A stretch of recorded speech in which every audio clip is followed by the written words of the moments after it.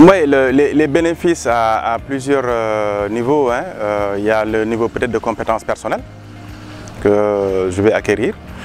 Le niveau de compétences au niveau de la section pour le travail d'audit que je fais aujourd'hui, qui requiert quand même un certain nombre de compétences sur les sujets traitant de notre certification ISO 9001 et également un troisième niveau qui est celui de ce que je peux apporter de nouveau sur le travail que je fais aujourd'hui déjà. Comme bénéfice, quand même, ça nous a permis de mieux comprendre les exigences de la norme.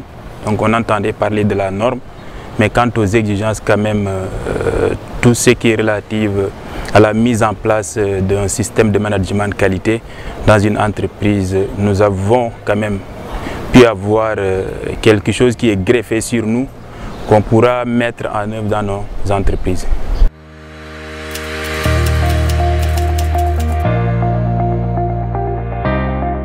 La formation va me donner la capacité d'améliorer mon travail, d'être un peu plus pointu en termes de documents que je vais réclamer pour l'audit, d'améliorer le travail au quotidien, d'améliorer également, disons, les recommandations que je fais annuellement après l'audit.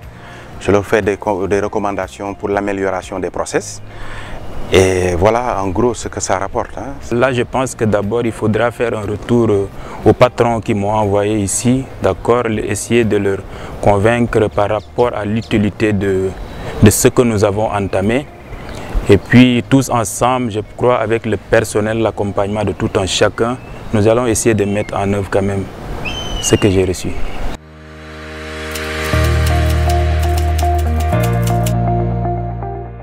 Alors, formation peut-être téléguidée parce qu'on doit faire la certification ISO 20000, ça c'est tout nouveau dans notre système. Et puis j'aimerais aussi personnellement, parce que j'ai une troisième casquette, je fais le Business Continuity Management pour mon bureau de Dakar. J'aimerais bien faire aussi le ISO 22301. En dehors de lead implémenteur, je pense que si j'ai à choisir, ça serait peut-être gestion des projets. Il y a des liens entre la gestion de la qualité et la gestion des projets, c'est un peu complémentaire, donc ça serait un gain.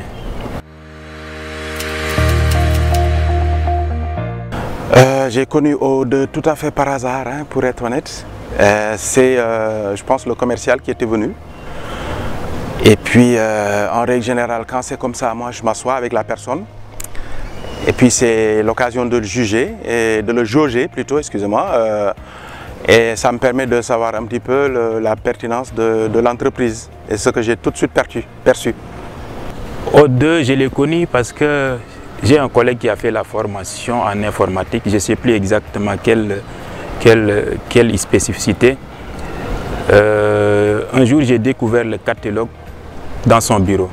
Donc j'ai fouillé le catalogue. Quand j'ai fouillé, j'ai vu qu'il y a une formation en management qualité.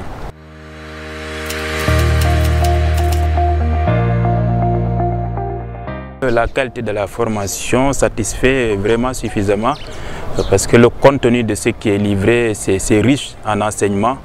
Donc il y a plein de nouvelles choses que j'ai découvertes ici.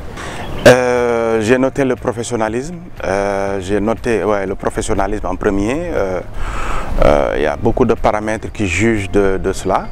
La manière dont en tout cas les formations sont effectuées, le cadre de la formation, la pertinence des formateurs.